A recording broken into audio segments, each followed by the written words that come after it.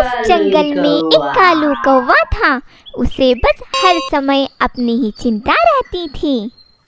और उसी जंगल में एक रानी चिड़िया भी रहती थी। वो चिड़िया बहुत अच्छी थी। वो अपने साथ साथ ही दूसरों की भी परवाह करती थी और उनकी मदद भी किया करती थी। दूसरी तरफ कालू कौवा किसी को भी मदद नहीं करता था।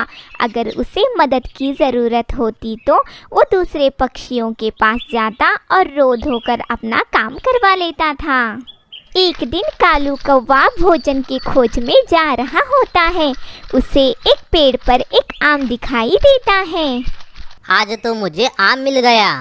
जैसे ही कालू उस आम को तोड़ने लगता है, वो पेड़ कालू से कहती है, कालू कौवे, मैं मेरा फल तुम्हें ऐसे ही खाने नहीं दूंगी।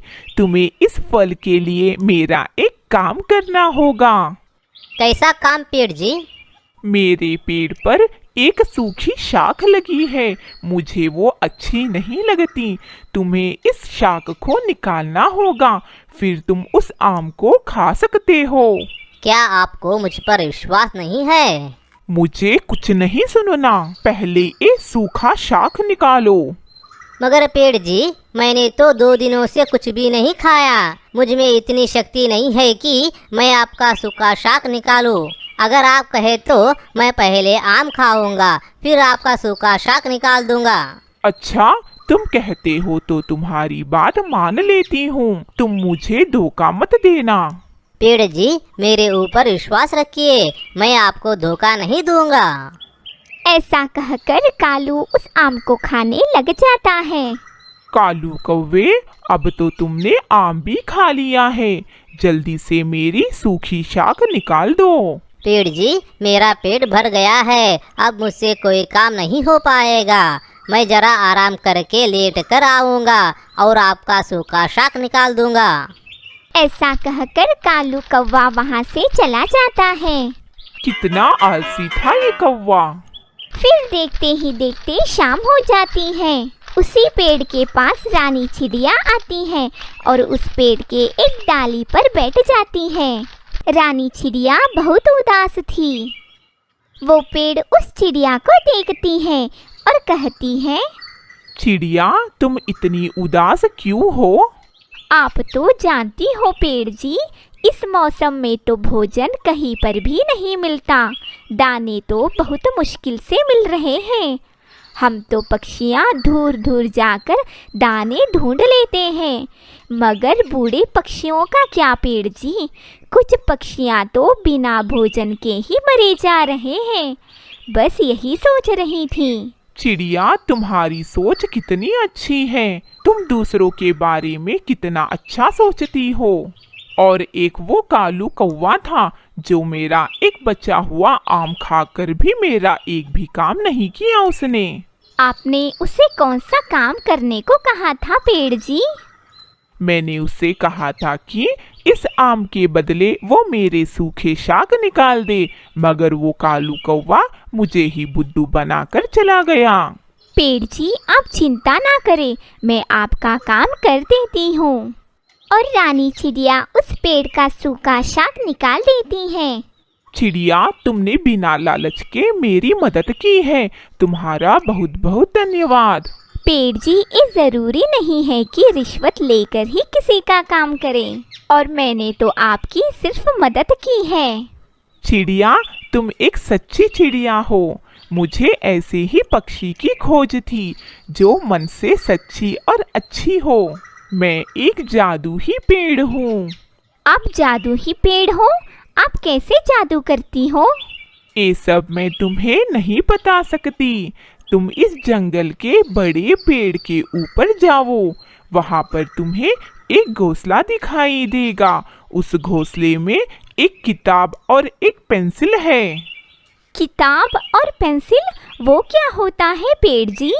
तुम उस किताब और पेंसिल को लेकर जंगल के पक्षियों की मदद कर सकती हो। तुम उस किताब में जो भी चित्र बनाओगी वो तुम्हारे सामने प्रकट हो जाएगा। इस तरह से तुम जंगल के सारे पक्षियों की मदद कर पाओगी। आपका बहुत बहुत धन्यवाद पेड़ जी। रानी चिड़िया अपने घर वापस जाती है।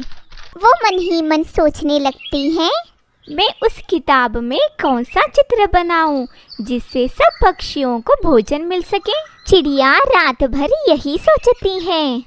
फिर सुबह भी हो जाती है। रानी चिड़िया उस बड़े पेड़ के पास जाती है और वो उस किताब और पेंसिल को ढूंढने लग जाती है। शायद यही है वो किताब और पेंसिल। फिर चिड़िया उस किताब में ढेर सारे फल और दानों का चित्र बनाती है। फिर पलक झपकते ही एक बड़े से थाल में ढेर सारे फल और ढेर सारे दाने प्रकट हो जाते हैं। फिर रानी चिड़िया सब पक्षियों को भोजन के लिए बुलाती है। फिर सब मिलकर भोजन करते हैं। तोती रानी चिड़िया से कहती है, इतने सारे फल तुम्हें कहाँ से मिले चिड़िया? हमारे जंगल में तो सूखे दाने तक नहीं मिल रहे हैं। तोती बहन, ये सब किताब और पेंसिल का कमाल है। किताब और पेंसिल? हमें कुछ समझ में नहीं आ रहा है चिड़िया। आप चलिए मेरे साथ, मैं आपको दिखाती हूँ। फिर रानी चिड़िया तोती, कबूतर, बुलबुल को भी वो किताब और पेंसिल दिखाती हैं और वो सब समझ जाते हैं कि ये जादुई किताब है जो उन्हें भोजन देने वाला है। सारे जंगल के पक्षियाँ भोजन करके बहुत खुश थे। दूसरी तरफ कालू कौवा, जो कि बहुत भूखा था, वो कबूतर से पूछता है, अरे कबूतर, आज तुम सब पक्षियाँ भोजन ढूंढने नहीं गए? और तो और आज तुम सब पक्षियाँ कितने खुश भी लग रहे हो। हमें भोजन ढूंढने की कोई जरूरत नहीं है, हमारा भोजन हो चुका है, वो भी पेट भर के। रानी चिड़िया के पास एक जादुई किताब है जिससे वो हमारे लिए भोजन मंगवाती है। अरे पागल, क्या कह रहा है? कुछ समझ में नहीं आ रहा है। चलो रानी चिड़िया से ही पूछ लेता हूँ। फिर कालू कौवा रानी चिड़िया के पास जाता है। रानी चिड़िया, क्या तुमने सारे जंगल के पक्षियों को भोजन ला कर दिया है? हाँ कालू भैया, ये सब उस किताब का कमाल है। किताब? हाँ कालू भैया, एक किताब है और उसके साथ एक पेंसिल भी है। जो कुछ हमें चाहिए उसका चित्र बनाने से वो किताब हमें वो प्रकट करके दे देता है। मुझे भी बहुत भूख लगी है रानी चिड़िया, मुझे भी भोजन करना है। कालू भैया, आप यही रहे, मैं अभी आपके लिए भोजन लाती हूँ। ऐसा कहकर रानी चिड़िया कालू के लिए भोजन लाने चली जाती है। थोड़ी देर में रानी चिड़िया कालू कौवे के लिए फल लाती है।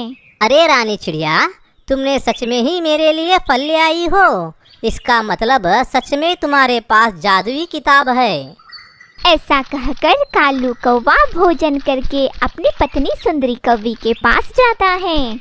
कालू जी, आप यहाँ क्यों आए हैं? अगर आप मुझे अपने साथ लेने आए हैं तो मैं आपके साथ नहीं आऊंगी उस जंगल में। अरे सुंदरी, मेरी बात तो सुनो। अब हमारे जंगल में ढेर सारा भोजन है। बस कीजिए कालू जी, जब आपने मुझसे शादी की थी तब भी आपने यही डायलॉग कहा था मुझे, और मैं बेवकूफ़ बन गई थी। अब मैं बेवकूफ़ नहीं बनूंगी। मुझे नहीं भटकना है भोजन के लिए। तुम्हारे जंगल में तो सूखे दाने तक नहीं मिलते। अरे सुंदरी, रानी चिड़िया के पास एक जादुई किताब है और उसके साथ एक पेंसिल भी है जिससे वो जंगल के सारे पक्षियों को भोजन दे रही है। हाँ, सारे पक्षियों को भोजन बांट रही है। चलो जरा मैं भी देखती हूँ उस जादुई किताब और पेंसिल को। फिर वो दोनों चिड़िया के पास जाते हैं। रानी चिड़िया, अच्छा हुआ तुम हमें यही मिल गई। ये देखो, सुंदरी भी आई है तुम्हारे किताब और पेंसिल को देखने। चिड़िया, मुझे बहुत भूख लगी है। मैंने 2 दिनों से भोजन नहीं किया। मुझे ना अमरूद, आम और मकई के दाने दे दो। फिर रानी चिड़िया उस किताब में अमरूद, आम और मकई के दानों का चित्र बना देती है और वो कुछ ही देर में प्रकट हो जाता है। फिर कालू कौवा और सुंदरी कौवी भोजन करके अपने घर वापस चले जाते हैं। फिर रात भी हो जाती है। कालू जी, वैसे तो वो किताब और पेंसिल है बड़ी कमाल की चीज। अगर वो किताब हमें मिल जाती तो कितना अच्छा होता, हमारा जीवन स्वर्ग बन जाता।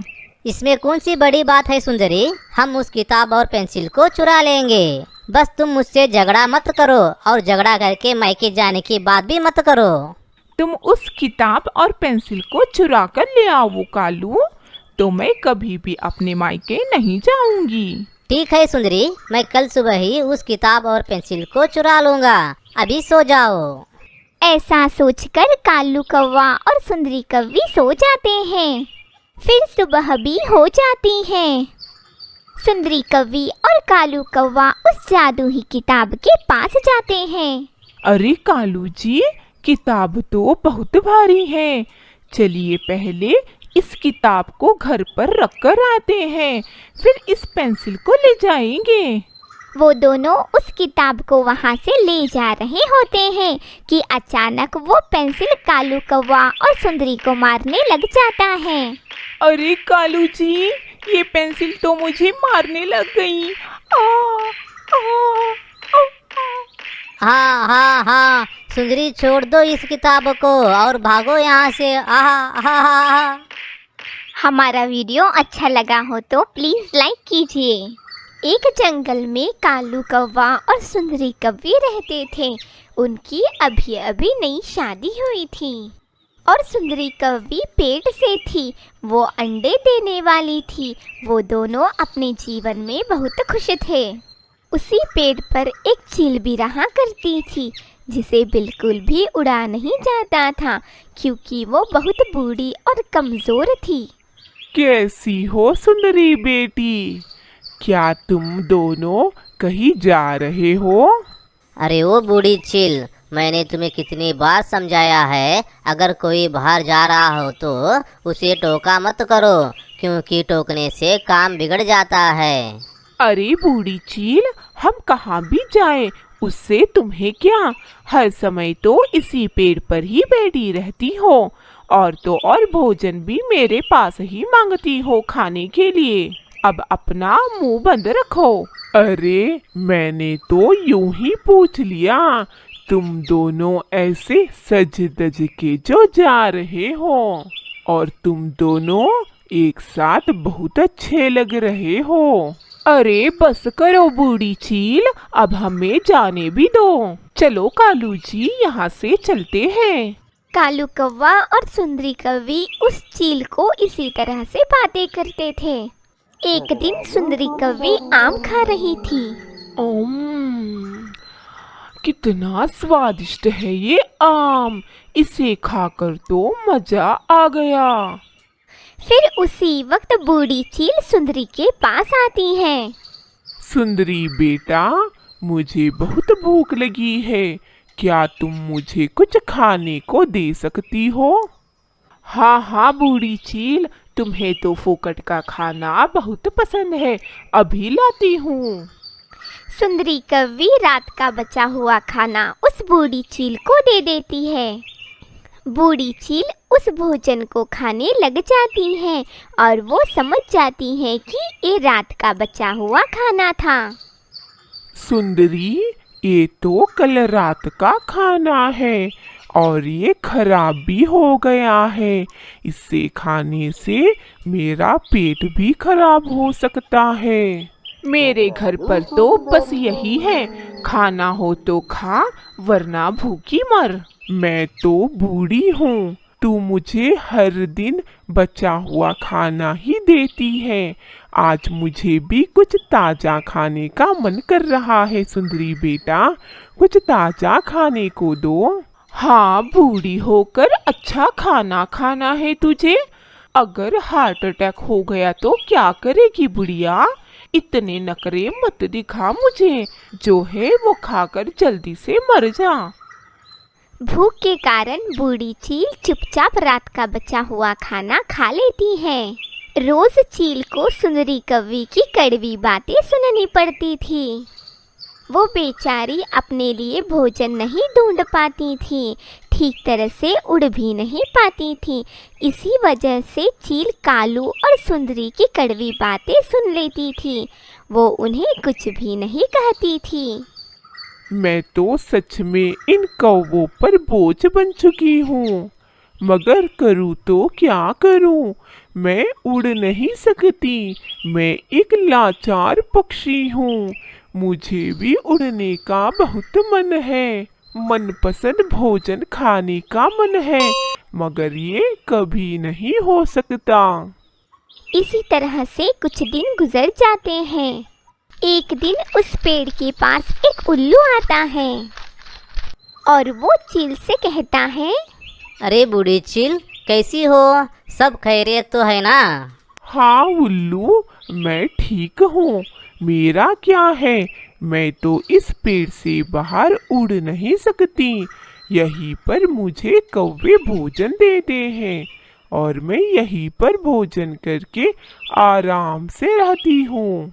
हा हा हा हा, मैं जानता हूँ चील, तुम्हारे साथ वो कौवे किस तरह से पेश आते हैं। तुम्हें उन पर गुस्सा नहीं आता? उनको मारकर खाने का मन नहीं करता? नहीं उल्लू, मैं बूढ़ी हो चुकी हूँ। मुझे अब शिकार करना नहीं आता। और एक कौवे कैसे भी हो, मुझे हर रोज भोजन देते हैं। वो तो मेरे लिए बहुत अच्छे हैं। अरे वाह चील दीदी, आप तो शाकाहारी बन गई हो। अभी आप उन कौवों को अच्छा कह रही हो। उल्लू, बस तू मुझे एक बात बता कि तू यहाँ पर क्यों आया है? किस मकसद से आया है? बिना वजह के तू मेरे पास नहीं आता।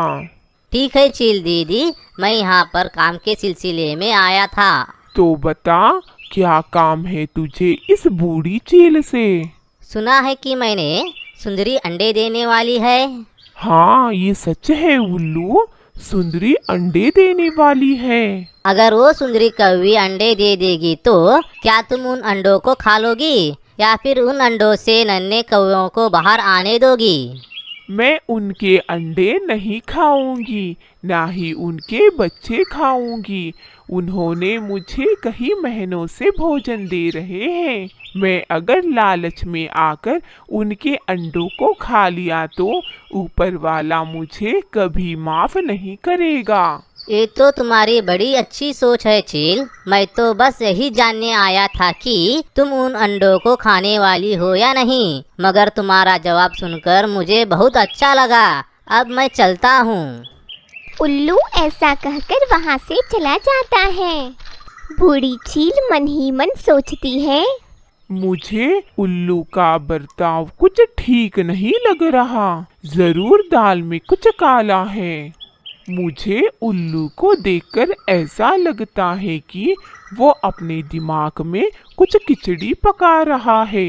आखिर वो मेरे पास किस मकसद से आया था? दूसरी तरफ उल्लू ऐसा सोच रहा था, अरे ये चील तो उन कौवों पर कुछ ज्यादा ही प्यार लुटा रही है। अगर उस बूढ़ी चील के बदले मैं होता तो उन कौवों को और उनके बच्चों को मारकर खा लेता। इसी तरह से कुछ दिन बीत जाते हैं और सुंदरी कौवी 2 अंडे दे देती है। कालू जी, देखे तो सही, मैंने 2 अंडे दिए हैं। हाँ, अभी इनका ख्याल भी रखना होगा सुंदरी। ये बात सुनकर वहाँ पर चील आती है। मैं हूँ ना, तुम्हारे अंडों का ख्याल रख लूंगी। देखना सुंदरी, तुम्हारे नन्हे बच्चे बहुत जल्दी अंडे से बाहर निकल आएंगे। बूढ़ी चील, तुम मेरे अंडों को नजर लगा रही है। हटे यहाँ से। मैं नहीं चाहती कि तुम्हारी बुरी नजर भी मेरे अंडों पर पड़े। बूढ़ी चील उदास होकर वहाँ से चली जाती है। बड़ी आई मेरे अंडों को संभालने वाली। कालू कौवा और सुंदरी कौवी अपने अंडों का बहुत अच्छे से ख्याल रखने लगे। इसी तरह से कुछ दिन गुजर जाते हैं। एक दिन सुंदरी कौवी कालू से कहती है, सुनो कालू जी, अब तो बारिश का मौसम आने ही वाला है। क्यों ना हम दोनों मिलकर कुछ दाने जमा करके अपने घर पर रखें। जब बारिश होने लगेगी तो हमें भोजन ढूंढने जाने की कोई ज़रूरत नहीं पड़ेगी और तब तक तो हमारे बच्चे भी अंडों से बाहर निकल आएंगे। सुंदरी, तुम्हारी सोच तो बहुत अच्छी है, मगर हमारे अंडों का ध्यान कौन रखेगा? अगर कोई जालिम पक्षी या जानवर हमारे अंडों को देख लिया तो बहुत मुश्किल हो जाएगी। एक काम करते हैं सुंदरी, हम उस बूढ़ी चील को कहेंगे कि हमारे अंडों का ख्याल रखे। ठीक है जी, हमारे पास इसके सिवा दूसरा रास्ता भी तो नहीं है। ऐसा सोचकर सुंदरी कौवी और कालू कौवा चील के पास जाते हैं। कैसी हो सुंदरी बेटी, तुम्हारे अंडे ठीक तो है ना? मेरे अंडे तो ठीक है, उन्हें क्या होगा? चील, हम जरा बाहर जाकर भोजन इकट्ठा करते हैं, क्या तुम हमारे अंडों का ख्याल रख पाओगी? हाँ कालू, मैं तुम्हारे अंडों का ख्याल रख लूंगी। तुम मेरे अंडों से दूर ही रहना, उनके पास मत जाना, वरना मुझसे बुरा कोई नहीं होगा। तुम चिंता मत करो सुंदरी, मैं तुम्हारे अंडों के पास नहीं जाऊंगी, दूर रहकर ही अंडों का ख्याल रखूंगी। फिर कालू कौवा और सुंदरी कौवी भोजन ढूंढने चले जाते हैं। वहीं पर दूर बैठी हुई बूढ़ी चील उन अंडों का ख्याल रख रही थी कि वहाँ पर उल्लू आता है। अरे, ये उल्लू यहाँ पर क्यों आ रहा है? कैसी हो चील, सब खैरियत तो है ना? मैं बिल्कुल ठीक हूँ, तुम यहाँ पर क्यों आए हो? वो चील, मुझे बहुत भूख लगी थी, सुना है सुंदरी ने 2 अंडे दिए हैं, वही खाने आया था। मैं ना सूखे दाने खा खा कर बोर हो गया हूँ, इसीलिए मैंने उन कौवों पर नजर रखना शुरू किया था। वो कब अपने अंडों को अकेले छोड़कर बाहर चले जाएंगे तो, और मैं उन अंडों को खाऊंगा। मैं तुझे ऐसा कुछ नहीं करने दूंगी। मैं बूढ़ी जरूर हूँ, मगर मेरे पंजों में इतनी ताकत है कि मैं तुझे रोक सकूं। ऐसा कहकर वो बूढ़ी चील उल्लू को अपने मजबूत पंजों से पकड़ लेती है और अपने चोंच से उस उल्लू को मारने लग जाती है। तुझे अंडे खाना है? ये ले अंडे। और खाएगा अंडे? ये ले, वो भी गर्मा गर्म अंडे मेरे चोंच से, ये ले। फिर वहाँ पर उसी वक्त कालू और सुंदरी आ जाते हैं। अरे कालू जी, ये देखिए, ये बूढ़ी चील उल्लू का शिकार कर रही है। अरे सुंदरी, ये चील तो तुम्हारे अंडों को बचा रही है, बातें छोड़ो, अपने अंडों के पास जाओ। फिर वो उल्लू वहाँ से भाग जाता है। कालू और सुंदरी चील से कहते हैं, हमें माफ कर दो चील, हमने तुम्हें बहुत भला बुरा कहा था। मुझे माफ कर दो चील, अगर आज तुम न होती तो शायद मेरे अंडे वो उल्लू खा लेता। अरे तुम दोनों एक ऐसी बातें कर रहे हो, मैं तो तुम्हारे नन्हे बच्चों की दादी बनने वाली हूँ। मैं इनकी जान नहीं बचाऊंगी तो फिर कौन बचाएगा? इसी तरह से वो तीनों हंसी खुशी से रहने लग जाते हैं। इस कहानी में सबसे बुरा कौन है, प्लीज कमेंट करके बताइए।